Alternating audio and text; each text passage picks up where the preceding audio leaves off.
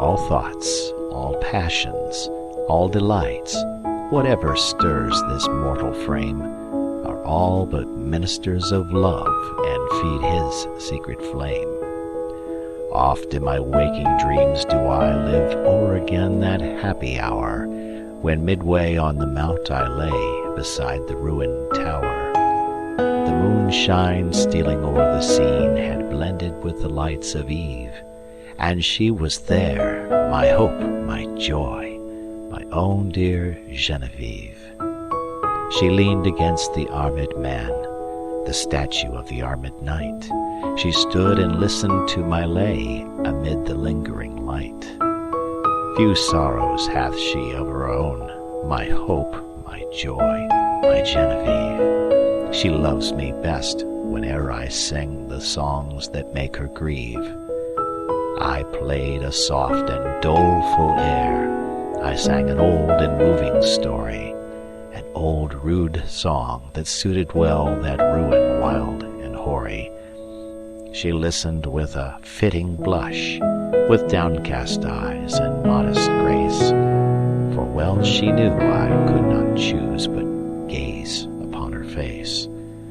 I told her of the knight that wore upon his shield a burning brand, and that for 10 long years he wooed the lady of the land.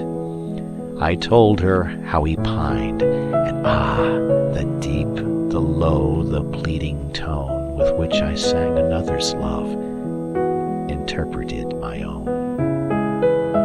She listened with a fitting blush, with downcast eyes and modest grace, and she forgave me that I gazed too fondly on her face.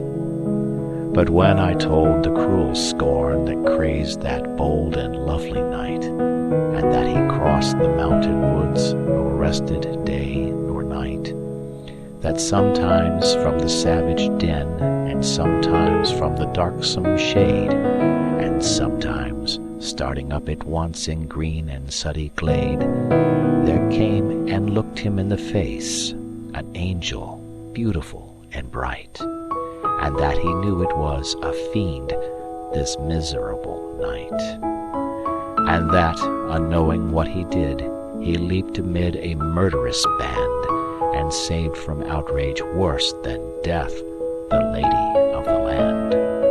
And how she wept and clasped her knees, and how she tended him in vain, and ever strove to expiate the scorn that crazed his brain, and that she nursed him in a cave, and how his madness went away, when on the yellow forest leaves a dying man he lay.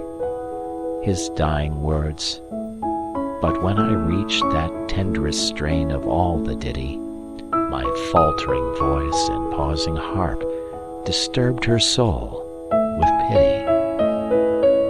All impulses of soul and sense had thrilled my guileless Genevieve, the music and the doleful tale, the rich and balmy eve, and hopes and fears that kindle hope, an indistinguishable throng, and gentle wishes long subdued and cherished long. She wept with pity and delight, she blushed with love and virgin shame, and like the murmur of a dream, I heard her breathe my name.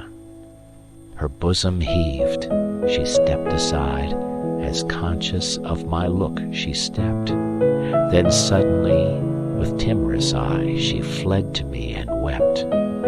She half enclosed me with her arms, she pressed me with a meek embrace, and bending back her head, looked up and gazed upon my face. 'Twas partly love, and partly fear, and partly 'twas a bashful art, that I might rather feel than see the swelling of her heart.